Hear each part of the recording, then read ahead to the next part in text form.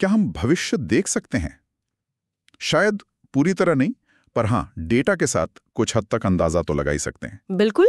आज हम बात करने वाले हैं टाइम सीरीज एनालिसिस की। ये वो तकनीक है जो हमें पुराने डेटा पैटर्न देखकर आगे क्या हो सकता है इसका अनुमान लगाने में मदद करती है। सही कहा, चाहे वो स्टॉक मार्केट हो, सेल्स हो या फिर मौसम का हाल। हाँ, तो ये टाइम सीरीज डेटा होता क्या है असल में? सिंपल है, टाइम के साथ एक क्रम में रिकॉर्ड किए गए डेटा पॉइंट्स, जैसे रोज का तापमान या हर घंटे बिजली की खपत। अच्छा। ये एक वेरिएबल का भी हो सकता है, जिसे यूनिवेरिएट कहते हैं, या फिर कई वेरिएबल्स का एक साथ, मतलब मल्टीवेरिएट। और टाइम सीरीज फोरकास्टिंग मतलब भविष्य बताना। हाँ, एक तरह से जो पुराना डेटा है उसमें ट्रेंड्स, मतलब किस दिशा में जा रहा है, और सीजनैलिटी यानी कोई पैटर्न जो बार बार होता है, जैसे गर्मियों में एसी की सेल बढ़ना। हाँ हाँ, समझ गया। तो इसमें क्या मुख्य बातें हैं जो समझनी जरूरी हैं? देखिए, 3 चीजें बहुत जरूरी हैं। पहला है डीकॉम्पोजिशन। डीकॉम्पोजिशन? हाँ, मतलब डेटा को उसके हिस्सों में तोड़ना, ट्रेंड क्या है, सीजनैलिटी क्या है, और जो बच गया वो रैंडम नॉइज या रेजिड्यूअल क्या है। ओके। और दूसरा? दूसरा है स्टेशनैरिटी। ये बहुत ही इंपॉर्टेंट कॉन्सेप्ट है। स्टेशनैरिटी मतलब स्थिरता? बिल्कुल।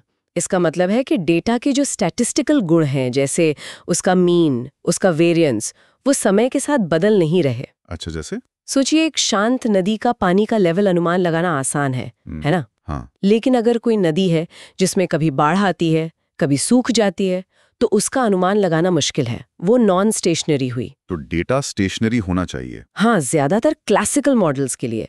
और अगर नहीं है तो हम डिफरेंसिंग जैसी तकनीक इस्तेमाल करते हैं उसे स्टेशनरी बनाने के लिए। डिफरेंसिंग मतलब वैल्यूज का अंतर निकालना? एग्जैक्टली, लगातार वैल्यूज का अंतर निकालते जाते हैं। ठीक है। और तीसरा पॉइंट?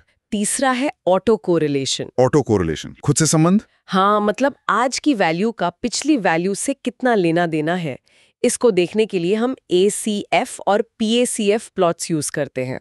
ACF और PACF? ऑटो कोरिलेशन फंक्शन और पार्शियल ऑटो कोरिलेशन फंक्शन। ये हमें बताते हैं कि कितने पुराने मानों का असर आज के मान पर पड़ रहा है। इससे मॉडल चुनने में मदद मिलती है। दिलचस्प। तो चलिए अब कुछ मॉडल्स की बात करते हैं। क्लासिकल तरीकों से शुरू करें, जैसे वो एक्सपोनेंशियल स्मूथिंग। हाँ बिल्कुल, एक्सपोनेंशियल स्मूथिंग का बेसिक आइडिया है कि जो सबसे ताज़ा डेटा है उसको ज़्यादा महत्व दिया जाए। अच्छा। इसके कई वर्जन हैं। सिंपल है, फिर होल्ट्स मेथड है ट्रेंड के लिए, और होल्ट विंटर्स है ट्रेंड और सीजनैलिटी दोनों के लिए। इसमें वो अल्फा बीटा गामा कुछ होता है ना? हाँ, वो स्मूथिंग कॉन्स्टेंट्स है अल्फा लेवल के लिए, बीटा ट्रेंड के लिए और गामा सीजनैलिटी के लिए। इन्हें ऐसे चुनते हैं कि फोरकास्ट एरर कम से कम हो। ठीक है। और वो सबसे फेमस अरीमा, उसका क्या फंडा है? अरीमा, हाँ, auto regressive integrated moving average. ये काफी पावरफुल मॉडल है। इसमें ARMAI ये सब क्या है? AR मतलब ऑटो रिग्रेसिव, पिछले मानों पर निर्भरता। MA मतलब मूविंग एवरेज, पिछली फोरकास्ट गलतियों पर निर्भरता। और I मतलब इंटीग्रेटेड, ये डिफरेंसिंग को दिखाता है, जो स्टेशनरिटी लाने के लिए की जाती है। ओ, तो ये डिफरेंसिंग वाला पार्ट आई में आ गया। हाँ, और अगर डेटा में सीजनल पैटर्न भी है तो सारीमा यूज करते हैं, और अगर बाहरी फैक्टर्स भी डालने हैं जैसे छुट्टियां या प्रमोशन तो सारीमैक्स।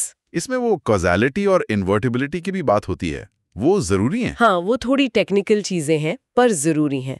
वो पक्का करती हैं कि आपका मॉडल स्टेबल रहे और उसका एक यूनिक AR या MA रिप्रेजेंटेशन हो, मतलब मॉडल भरोसेमंद हो। समझ गया।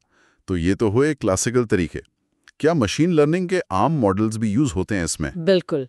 हम रेगुलर सुपरवाइज्ड लर्निंग मॉडल्स जैसे लीनियर रिग्रेशन हो गया, रैंडम फॉरेस्ट, XGBoost, इनको भी टाइम सीरीज के लिए अडेप्ट कर सकते हैं। वो कैसे? हमें टाइम बेस्ड फीचर्स बनाने पड़ते हैं, जैसे साल, महीना, दिन, या फिर पिछली कुछ वैल्यूज जिन्हें लैग्ड वैल्यूज कहते हैं। अच्छा, तो डेटा को ऐसे बदलना पड़ता है कि वो मॉडल समझ सके। हाँ, ये तब काम आता है जब रिश्ते काफी कॉम्प्लेक्स हों। और डीप लर्निंग, उसका क्या सीन है आजकल? डीप लर्निंग ने तो काफी कुछ बदला है, खासकर LSTM networks. LSTM long short term memory? हाँ, ये लंबे समय की डिपेंडेंसीज को पकड़ने में बहुत अच्छे हैं, जहां शायद अरीमा उतना अच्छा ना कर पाए। और वो फेसबुक और अमेजन वाले मॉडल्स, प्रॉफिट और डीप आर्क? हाँ, प्रॉफिट और डीपारडी काफी पॉपुलर है। प्रॉफिट इस्तेमाल में आसान है और छुट्टियों जैसे इंसानी पैटर्न्स को अच्छे से हैंडल करता है। डीपार अमेज़न का है, वो भी ऑटोमेटिक फोरकास्टिंग के लिए है। सुनने में तो ये सब बहुत बढ़िया लगता है, पर मुश्किलें भी तो होंगी। ऐसा तो नहीं कि बस मॉडल लगाए और हो गया काम। काश नहीं, चुनौतियां तो है। सबसे पहली तो यही कि टाइम सीरीज डेटा में ऑब्जर्वेशंस इंडिपेंडेंट नहीं होते, वो एक दूसरे पर निर्भर करते हैं। हाँ, वो ऑटो कोरिलेशन वाली बात। बिल्कुल। फिर नॉन स्टेशनैरिटी है ही, जिसकी हमने बात की। डेटा में नॉइज या मिसिंग वैल्यूज पैटर्न छुपा सकते हैं। और सही मॉडल चुनना, जैसे अरीमा में वो P, D, Q क्या रखें। हाँ, वो भी एक चैलेंज है। मॉडल सिलेक्शन और पैरामीटर ट्यूनिंग में टाइम लगता है, अनुभव चाहिए होता है। और अचानक कुछ हो जाए तो, जैसे कोविड आया था। बहुत अच्छा पॉइंट। अचानक होने वाले बदलाव, जिन्हें हम स्ट्रक्चरल ब्रेक्स कहते हैं, वो सारे पुराने पैटर्न बिगाड़ देते हैं। मॉडल फेल हो सकते हैं। मतलब मॉडल को लगातार मॉनिटर करना पड़ता है। बिल्कुल।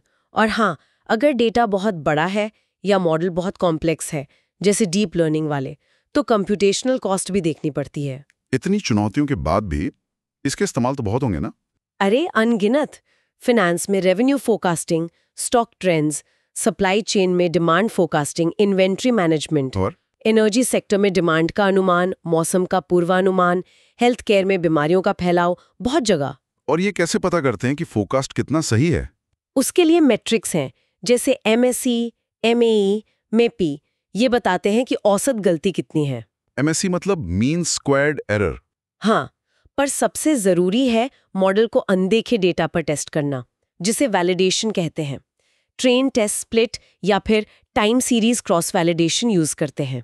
ताकि पता चले कि असल दुनिया में मॉडल कैसा परफॉर्म करेगा। एग्जैक्टली। कुल मिलाकर टाइम सीरीज एनालिसिस एक पावरफुल टूल है जो हमें बीते कल के डेटा से आने वाले कल की झलक दिखाता है। इसमें क्लासिकल तरीके हैं, मशीन लर्निंग है, डीप लर्निंग है। हाँ, लेकिन इसमें डेटा की अपनी दिक्कतें हैं। डिपेंडेंस, नॉन स्टेशनैरिटी और दुनिया की अनिश्चितता। सही कहा। और यहाँ एक सोचने वाली बात यह है, जैसे जैसे हमारे पास टाइम बेस्ड डेटा बढ़ रहा है और ऑटोमेटेड टूल जैसे प्रॉफिट, DPAR बेहतर हो रहे हैं, तो क्या भविष्य में हम इन टूल्स पर ज्यादा निर्भर हो जाएंगे? और अगर हाँ, तो फिर डोमेन नॉलेज यानी उस फील्ड की गहरी समझ और इन ऑटोमेटेड फोरकास्ट की बारीकियों को समझने की जरूरत का क्या होगा? ये संतुलन कैसे बनेगा? हाँ, ये वाकई सोचने वाली बात है। ऑटोमेशन और ह्यूमन एक्सपर्टीज के बीच का संतुलन काफी दिलचस्प।